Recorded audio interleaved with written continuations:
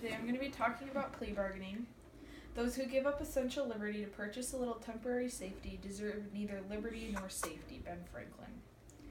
So, what is plea bargaining? Plea bargaining is pleading down to a lesser charge, and it is presented by the prosecutor, or it is a bargain that is decided between the defendant and the prosecutor. But every person through the American criminal justice system deserves justice, and that means that they have a presumption of innocence. Justice means each receiving their due, which means that each person gets this presumption of innocence. Additionally, justice focuses on why a person should be used as an ends in themselves rather than a means to an ends.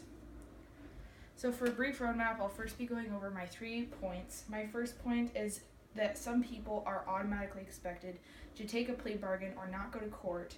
And my second point is talking about who those people are and who gets to plea for their innocence and who is automatically expected to not take a court date. Additionally, I'm going to be talking about how you should never use a victim or a defendant as a means to an ends to solve court backlog or any other needs in society.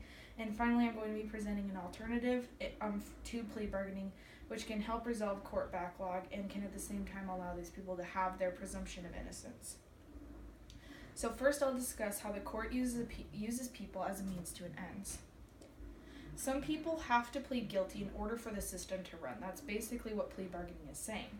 From Savitsky in 2009, quote, "First, a plea bargain is an institutional arrangement that enables a prosecutor to secure a conviction at a lower cost than if she were to take the case to trial. As her incentives are generally both to obtain the maximum number of convictions as well as to minimize cost, plea bargains offer a way to do this and give her an incentive to use them. Plea bargaining lowers the transaction cost of criminal prosecutions, which combines with political policies favoring large-scale incarceration to drive up prison population. It does this indirectly by pitting defendants against each other in what is in the essence a multiplayer prisoner's dilemma that induces defendants to take worse bargains than they otherwise might have."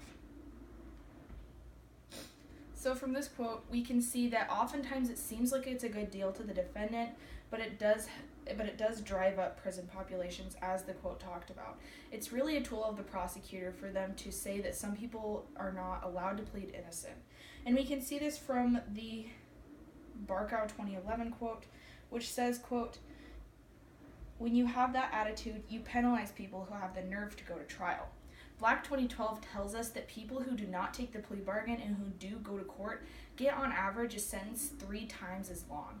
So basically they're being punished for going to trial. You shouldn't get a lesser sentence just because you decided to cooperate with the prosecutor and not go and try and prove that you were innocent."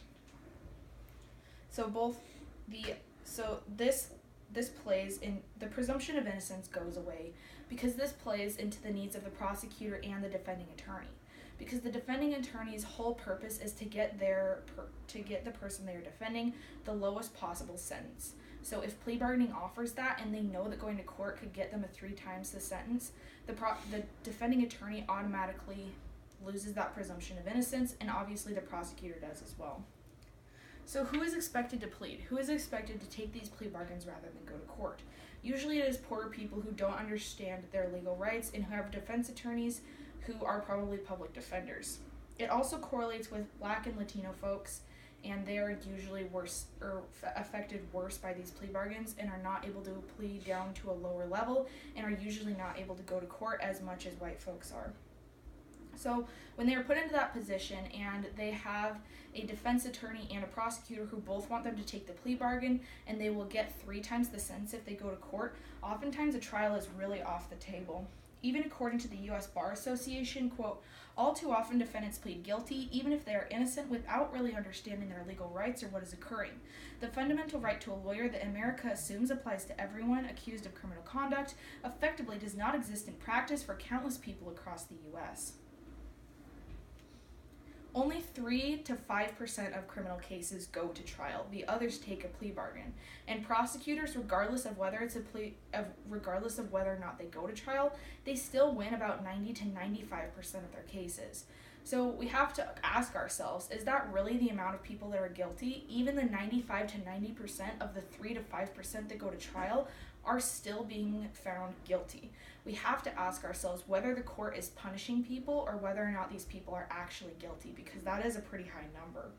So is it true that innocence is only as common as a very small fraction of the 3 to 5% that go to trial?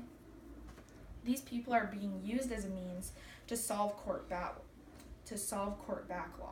And in that way, these courts who are complicit with these plea bargains are a tool for the the prison industrial complex rather than the people, because they're making sure that these people are taking these plea bargains in order to move it along rather than using it as a tool of the people.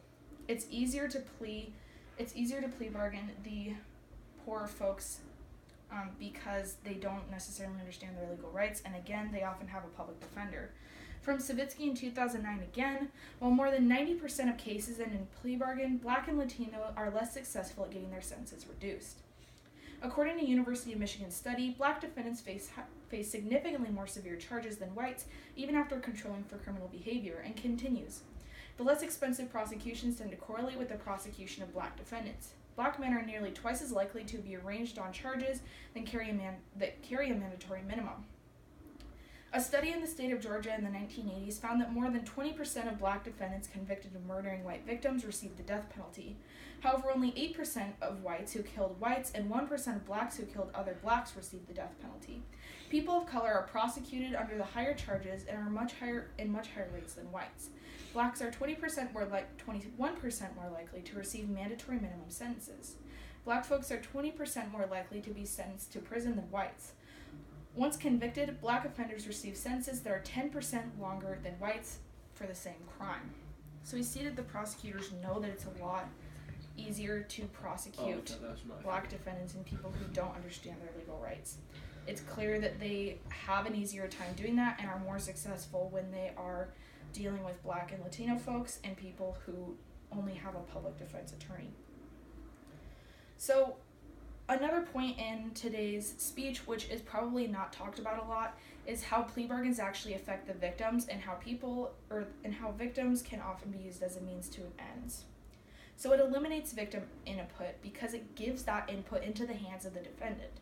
The defendant gets to decide whether or not their victim gets to go to court and speak or even see justice be done, or whether it's all done behind closed doors and they get off easier just because they decided to work with the prosecutor.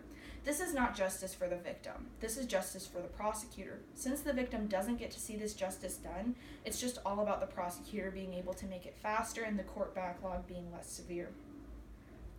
So if it's not for justice, then who is the if it's not for justice for the victim, who is the justice for?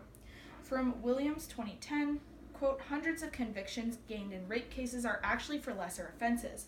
Official figures reveal that in her landmark review into the handling of rape cases, Lady Stern suggested this week that there should be greater focus on the fact that rape cases that go to court. 58% ended in conviction for rape or related offense, but Justice and Ministry records show that in 2008, only 38% of rape cases won a conviction for rape itself. Alternative convictions were generally for offenses such as sexual assault or sexual activity with a child under 16, a much easier charge to prove since consent is not an issue. But they could also include non-sex crimes such as violent attack that were part of the incident. Campaigners said that reducing rape to a lesser offense was a kick in the teeth for the victim. The sentence will be lower, the man will be out sooner, and the victim may also get less or even no compensation. In Ruth Hall of Women Against Rape, the rapist will be confirmed in this view that he can get away with rape and is more likely to do it again. When a charge of sex with a minor is used instead of rape, it can be particularly harrowing for the victim because it suggested she consented to the activity. The mother of an underage teenage girl who complained she'd been raped by a teenage boy but saw him charged with sexual activity with a child said, quote, she is still judged by others as a result of the charge and the subsequent pathetic sentence, end quote. This means that 62% of people who go to court for rape are not convicted of rape and are often convicted of other crimes such as sexual activity with a minor or even crimes that are not sex related and therefore they are not put on the sex offender list. So we have to look at the fact that sex offender list is for deterrence and allowing them to go to court and get the sentence that they deserve is for the victim. So if neither of those things are happening, if we're not preserving justice or deterrence, then obviously the criminal justice system is not in fact working for the victim or for the people, but instead for themselves in the prison industrial complex. So let me now present my alternative to plea bargaining, which can help reduce court backlog, not to the extent that plea bargaining does, but we'll also look at why that's not such a bad thing. And if we can reduce court backlog and at the same time allow each person to get their presumption of innocence and be seen as ends in themselves, it's obviously a better alternative to plea bargaining. From Poe and Rademacher in 1981, this alternative is called the judge-run non-adversary alternative. And how this works is that there's a judge who looks at everything that the person has as far as context to their crime and to their person, such as past criminal conduct and the circumstances of their crime, and they basically give the defendant the longest possible sentence that they could receive if they pled not guilty. And this is a better alternative since the judge does not have any incentive to give longer sentences or to have convictions like the prosecutor does. So they really are just giving impartial information and allowing the defendant to know the longest possible sentence they could get. Then the defendant could still choose to plead guilty, and they would not receive they would know that the longest sentence they could receive was the one that the judge talked about. And the defendant can choose a non-adversarial trial, or the defendant can choose a traditional trial that is adversarial, and they can fight for their innocence with a new judge that has not reviewed their case like the one before, and therefore does not have the partisanship the judge before them would have. So, like I said before, this does not necessarily solve court backlog like plea bargaining would, but this isn't necessarily a bad thing considering a lot of the people in prison right now are people serving for crimes that they probably shouldn't be in prison for, such as nonviolent crimes. So if anything, this would just mean that there has to be a little more legislative reform. We have to change our laws in order to fit the court system so each person can continue to go through, receive their sentences, or be proven innocent, while still maintaining justice and deterrence and allowing these people to be seen as a means within themselves. And if it was me, I would say we should certainly sacrifice these laws and these rules in court rather than sacrificing people to just move the court along. So hopefully this puts a question in the mind of anybody listening to this speech and anyone that will have to deal with the criminal justice system. Each person must receive justice. They must be seen as ends in themselves, and they must be presumed innocent until proven guilty. So we must put people first before the laws and before solving court backlog. Thank you.